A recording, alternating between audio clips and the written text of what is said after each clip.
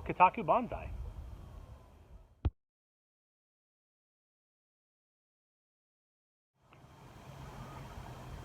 So with the remaining sunlight that we've got for this evening, I'm going to take this Korean dogwood and we're going to cut this down to size and get some large sections for hardwood propagation.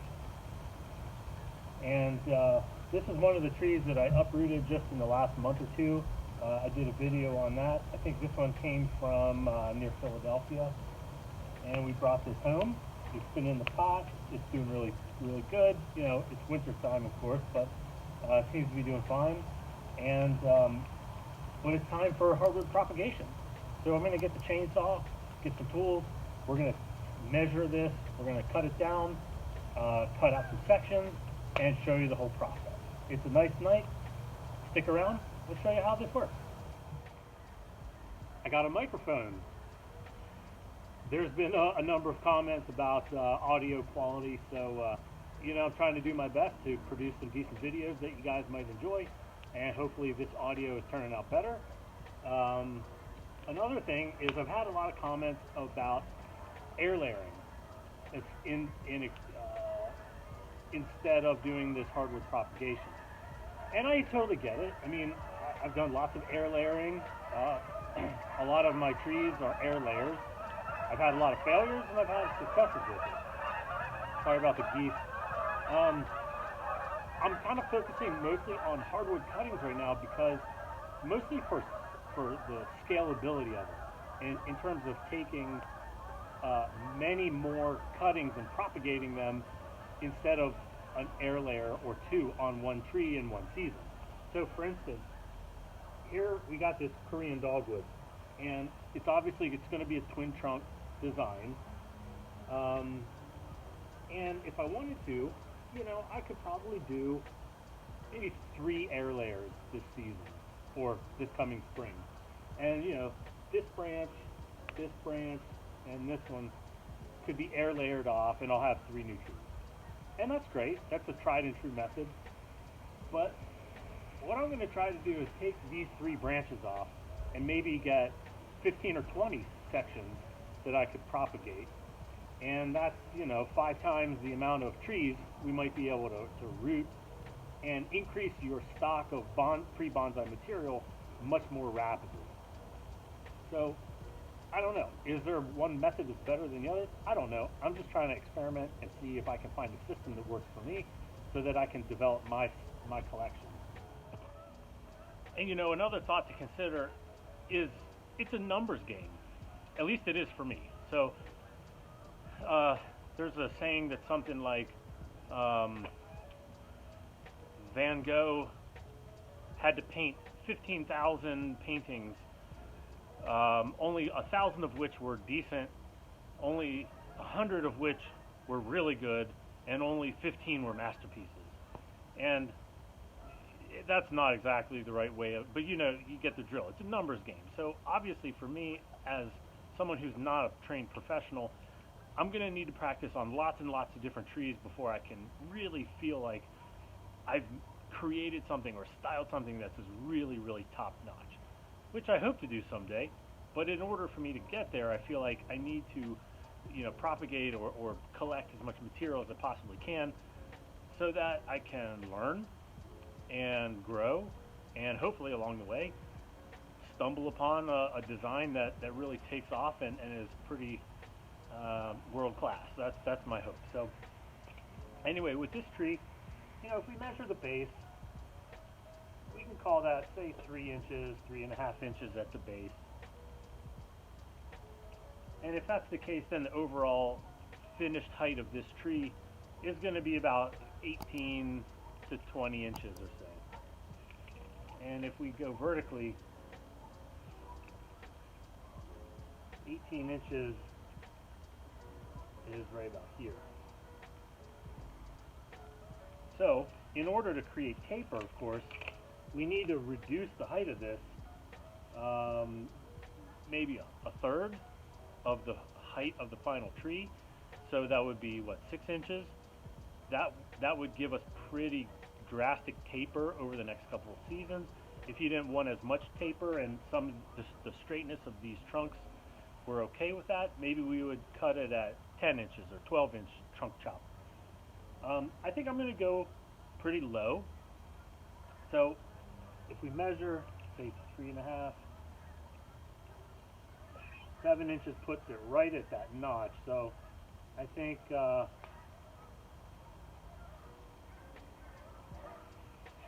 just to preserve the split trunk look, I'm going to probably cut it there and there. And maybe you can't see that from the camera angle right there. I'll show you up close in a sec. But basically, right at this level, I'm going to take up all the top, and then we're going to get the side branches off, cut it down to sections that we can propagate. We're going to wax the tops, all right, to seal in the moisture, prevent rot, and hopefully give it a better shot at producing roots. And then we're going to get it in the propagating tub where it's going to sit for the rest of the winter undisturbed and hopefully root out in spring.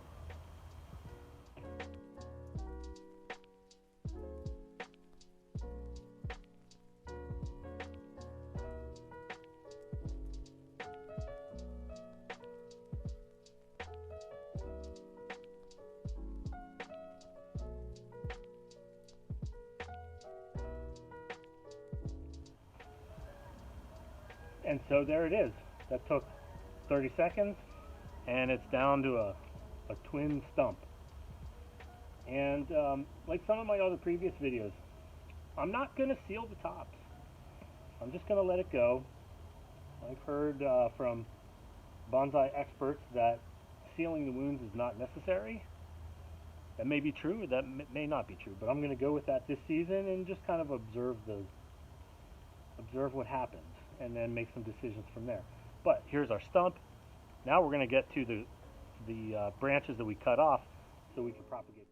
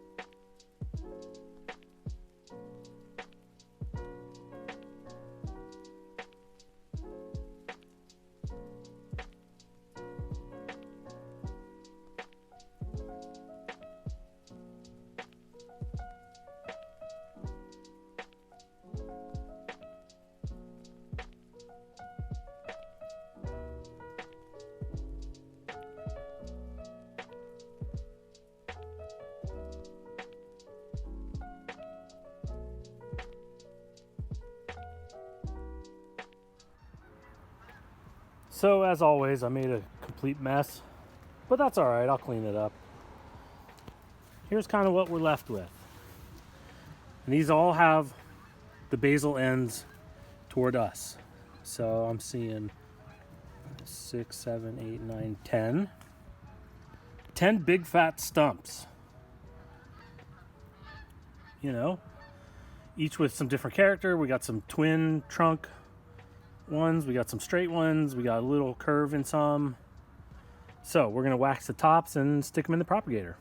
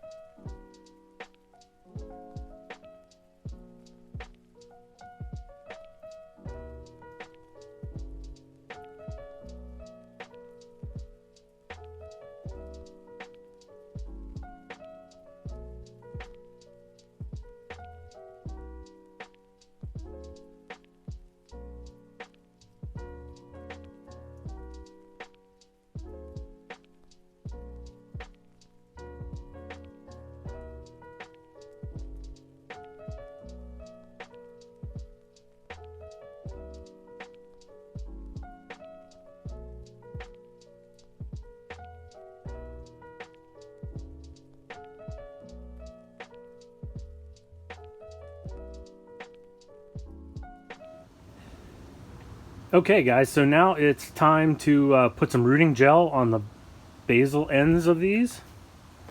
Stick them in the propagator. So I've got this Rubbermaid tote type thing, and this is a really loose mix. Perlite, oh gosh, what else did I put in there? Vermiculite. It's all inorganic, right? So there's no soil in there, no peat, nothing like that. So anyway, we're gonna get some rooting gel on these guys, stick them in here.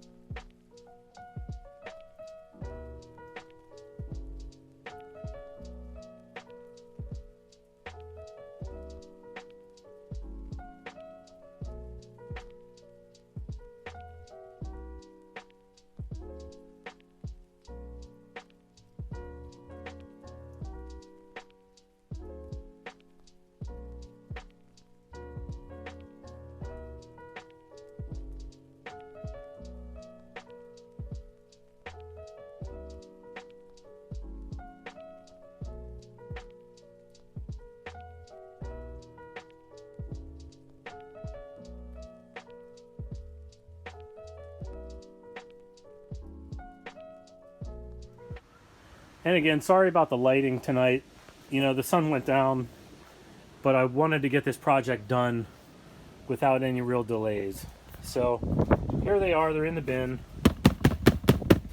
We'll kind of zhuzh them in there, and we can fill in as needed. You know, it doesn't have to be perfect, because, you know, sorry, I'm doing this one-handed now. So they can sit like that for the rest of winter, and hopefully come next springtime they're gonna root, they're gonna put out leaves, and we can get them out of here and put them in individual pots. That's the goal. Who knows? We're gonna get there. We'll see.